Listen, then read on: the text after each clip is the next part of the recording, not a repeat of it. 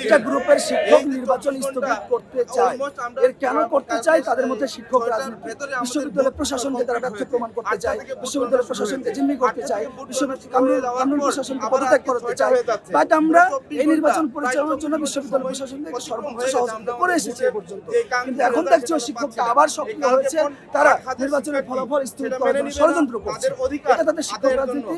এবং আরেকটা কারণ হলো তাদের ছাত্র সংগঠনগুলো নির্বাচন বর্জন করেছে, তাদের পরাজয় হয়েছে, এ দেখে তারা নির্বাচন বানচাল করার ষড়যন্ত্র করেছে। তিনটা টেবিলে 15 জন শিক্ষক মিলে কিভাবে কয়দিন আপনি ভোট গণনা করবেন? ঢাকা বিশ্ববিদ্যালয়ে 40,000 ভোটার, সেখানে একদিনে ফলাফল হয়ে গেছে, এখানে 2 দিন লাগছে।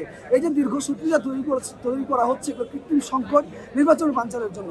এখন আমাদের দাবি হলো দ্রুত টেবিল সংখ্যা বৃদ্ধি করেন, আরও শিক্ষক নিয়ে আসেন, যারা পোলিং অফিসার ছিল তাদেরকে বাসা থেকে নিয়ে আসেন, ভোট গণনা করান এবং রাত 8টার মধ্যে ফলাফল প্রকাশ। নির্বাচন বানচাল করার যেসব শিক্ষকরা বা শিক্ষকদের যেসব গ্রুপ নির্বাচন বানচাল করার ষড়যন্ত্র করছে, তাদের ছাত্র সংগঠন ছাত্রদল নির্বাচন বর্জন করেছে, তাদের ছাত্র সংগঠন বামপন্থীরা নির্বাচন বানচাল করেছে। যেহেতু তারা বানচাল করে ফেলেছে, অপোনেন্টের বিজয় তারা সহ্য করতে পারছে না, এই জায়গা থেকে তারা নির্বাচন বানচাল করার ষড়যন্ত্র করছে। এর মধ্যে রাজনীতি বলতে দেখেন বিভিন্ন অভিযোগ আসছে, যেগুলো আসলে কোনো প্রমাণিত হয় না।